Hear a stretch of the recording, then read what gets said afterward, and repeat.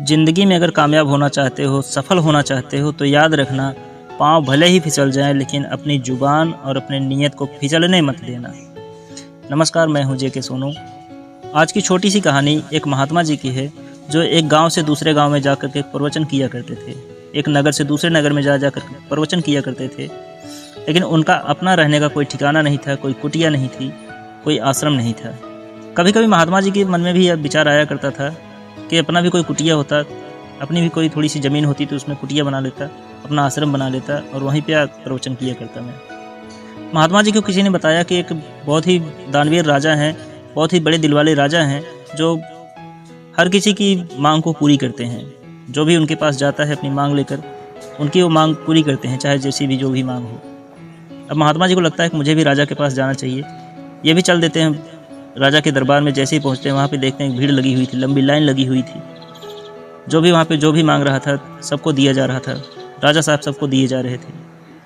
महात्मा जी को लगता है कि वाकई राजा बहुत ही बड़ा दिलवाला है, बहुत ही दानवीर हैं। अब महात्मा जी का जब नंबर आता है तो राजा साहब महात्मा जी को प्रणाम करते हैं और कहते हैं कि महात्मा जी आपको क्या चाहिए।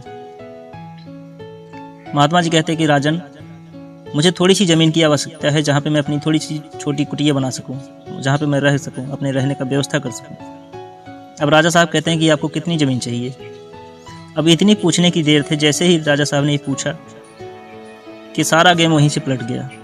अब महात्मा जी के मन में कैलकुलेशन चलने लगता है कि 1 बीघा मांगूंगा, उसमें कुटिया तो बन जाएगी, पर राजा साहब बड़े दिल वाले हैं, 2 बीघा भी दे सकते हैं। फिर कहते नहीं 5 बीघा अगर मांग लेता हूँ तो छोटा सा आश्रम बन जाएगा। फिर कहते नहीं 10 बीघा मांग लेता हूँ, राजा साहब बड़े दिल वाले हैं, दे भी देंगे। अब ये मन ही मन बड़बड़ा रहे थे, कह रहे थे कि राजा साहब ने फिर से पूछ लिया कि महात्मा जी बताइए आपको क्या चाहिए। अब महात्मा जी कुछ भी बोल पाते, कुछ कह पाते, इससे पहले राजा साहब ने कह दिया कि महात्मा जी आप एक काम करिए, यहाँ से मुड़ जाइए और यहाँ से सीधा जाइए, और शाम होते होते जहाँ से आप वापस आएंगे वहाँ तक की ज़मीन आपकी हो जाएगी।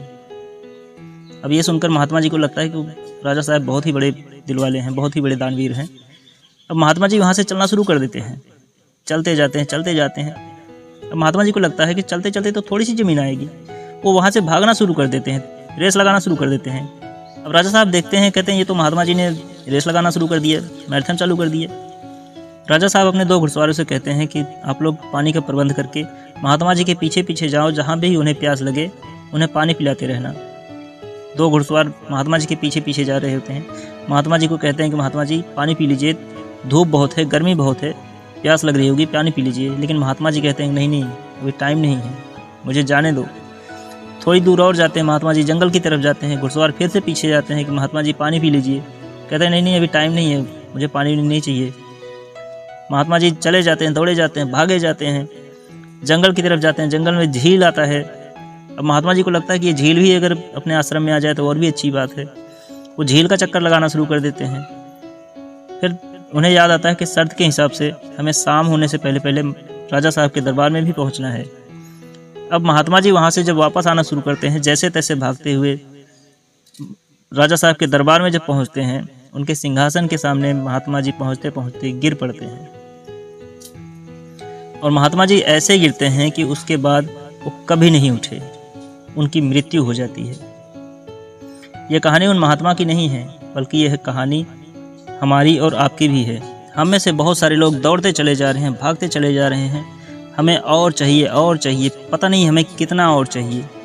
इस चक्कर में हम भूल चुके हैं कि ज़िंदगी दौड़ने भागने का नहीं बल्कि जीने का नाम है। ये छोटी सी कहानी हमें सिखाती है कि ये जो तृष्णा है, ये जो विकार है, जिसमें हमें और चाहिए, इससे हमें बचना शुरू कर देना चाहिए। कहानी अच्छी लगी हो तो वीडियो को लाइक करके चैनल को सब्सक्राइब कर दीजिएगा। मिलते हैं अगले वीडियो में, तब तक के लिए नमस्कार।